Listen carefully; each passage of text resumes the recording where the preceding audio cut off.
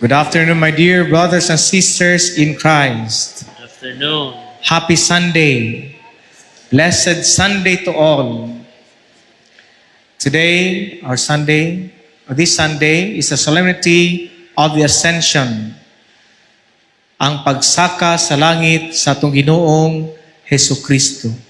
Ascension into heaven. The disciples saw Jesus lift up to heaven. Migsaka, nakakita gyud ang mga apostoles sa pagsaka ni Jesus sa langit. But heaven is not simply a place far away in the sky. Heaven, my dear brothers and sisters in Christ, is our home. Dito ta magpuyo. Dito magpuyo ang tao nga nagsunod ni Kristo. Mura ba ikaw na kay balay, nak mamista ka, na hinindot kay nga balay, but that is not your home. Bisag unsa na kanindot. You are going back to your own home. And this, kaning atong kalibutan karon, bisag unsa ni kanindot imong gipuy-an or unsa kamaot, this is not the home that Jesus promises. Ang iyang gipromise mga igsoon is heaven, our true home. Inikamatay nato ang plano sa Ginoo nato, dili magpuyo dinhi sa kalibutan, but heaven. This world is passing with its troubles, crisis, conflicts, and even death. Passing ragyo. But Christ ascended to prepare a place for us. When He said, I am with you until the end of the age. Buot pasabot, hangtod sa katapusan, makig-uban ang Ginoo kanato. He did not abandon us sa iyang pagsaka sa langit. He now reigns at the right hand of the Father. Kanang pagsaka sa Ginoo sa langit mga igsoon, nagpasabot na siya has the dominion, naghari siya sa tibuok kalibutan, manang pagsaka niya sa langit. The angels also said, kung naminaw mo sa itong first reading, this Jesus who has been taken up from you into heaven will return in the same way.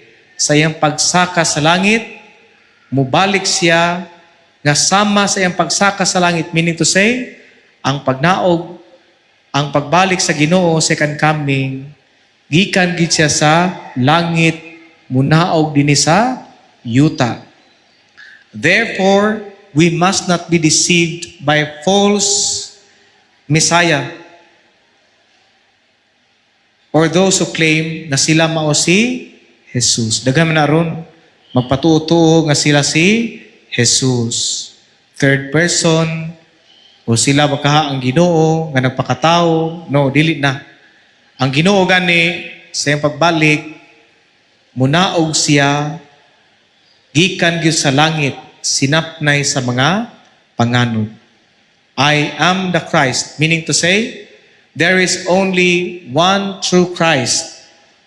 Jesus of Nazareth, crucified, Jesus risen, katong Jesus nga nabanhaw, o katong Jesus usab nga atong gisaulo karon, who ascended to heaven, into heaven. He will come again in glory, not in secrecy or deception. Dili sikreto ang iyang ikaduhang pagbalik.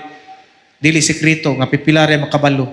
Kita gyud tanan makabalo sa ikaduhan niyang pagbalik kay munaog sa gikan sa langit. This gospel today is also a beautiful proof that the words of Jesus are true and alive. Tinuod gyud ug buhi. He commanded His apostles, go, make disciples of all nations, baptizing them in the name of the Father and of the Son and of the Holy Spirit. Today, we are the fulfillment of this gospel. Nganuman, kay karon nagsangyaw ta dinhi sa sindangan. So 2,000 years ago, dito ni nitabo sa Galilee. sa Israel. Tanawan ni sa mapa na, perting layuan na. Niya ningon si Jesus nga, go therefore to all nations, baptizing them in the name of the Father, and of the Son, and of the Holy Spirit. Naabot yun, bisan pa dito sa dagom, bisan pa dito sa bato. All nations, baptizing them in the name of the Father, and of the Son, and of the Holy Spirit. We have been baptized in the Holy Trinity. We are hearing the gospel because the church obeyed Christ's commandment. Ang simbahan, mga igsoon, mao ang lawas ni Kristo. Kunya ang simbahan, mag-iskot ka ng simbahan, dili na kini na structure. Ang simbahan, kita nga nagtuo ni Kristo. We are the body of Christ. Kung saan man ang body, mulihok dili. Kung saan man ang nindot sa lawas ba, mulihok dili. Kung nagyong mulihok nga lawas, kanang magamit ba nga lawas, kaya kanang imong asawa, bana, o mga anak, di ganin na mulihok ang lawas, wag yun ay gamit. Mao na ang ulo nga mao si Jesus, unya kita ang lawas, kita magpadayon sa misyon ni Jesus. Mao na siya, baptize them. Not only baptizing them in the name of the Father and of the Son and the Holy Spirit, teaching them to observe. Ang term din to observe. Magbuhat yun sa mga sugo sa Ginoo. It must be taught through action. Muna niingon si Saint Ignatius of Loyola, preach if necessary, use words. Magsangyaw, o kung kinahanglan gamitik pulong, meaning to say, preach through your actions. The Trinity also teaches us perichoresis. Kung saan yung perichoresis? The perfect communion of the love between the Father, and the Son, and the Holy Spirit. Kini mga igsuon, kaning promise sa Ginoo, ngayang ipadala ang Espiritu Santo, we are going to celebrate this coming Sunday.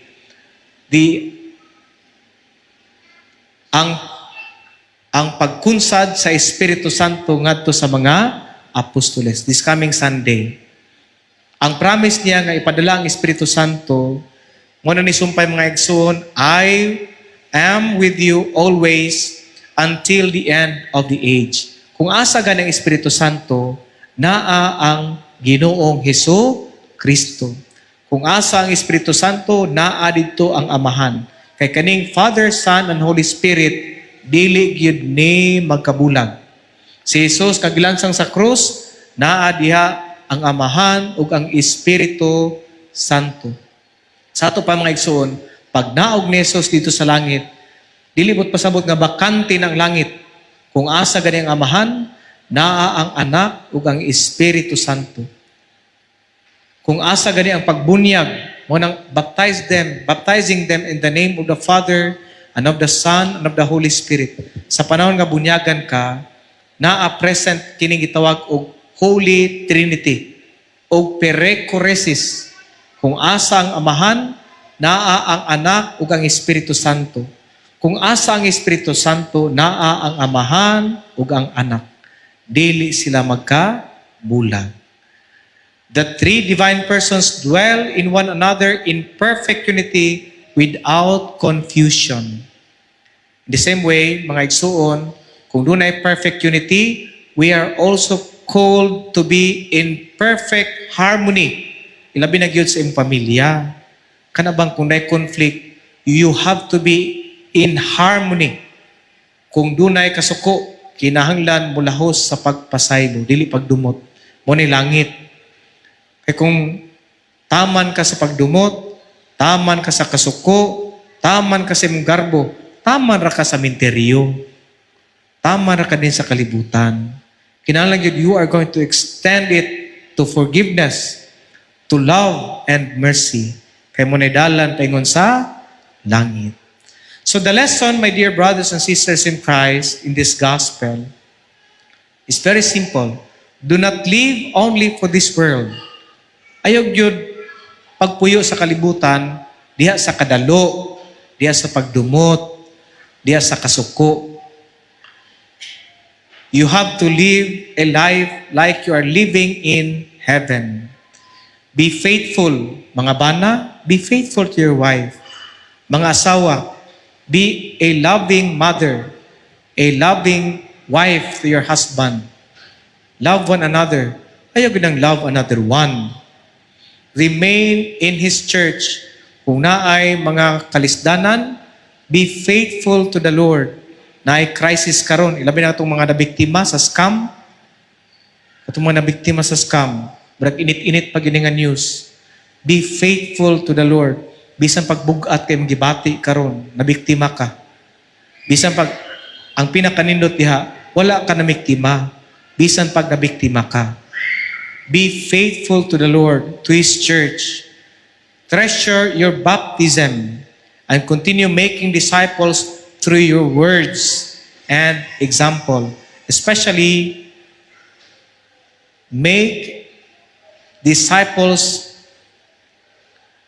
of our Lord Jesus Christ. Kinahanglan magsugod diya sa imong pamilya. Our eyes must always be lifted upward, where Christ has gone before us. Kinahanglan mga igsoon, pahinumdom, nining Sunday, nining Domingo, to be faithful to the Lord. Na mamatay mo kita. Unya, pero ang pinakanindot na news, ang pinakanindot na message karon mga igsoon, that there is heaven prepared for those who followed Christ. Amen?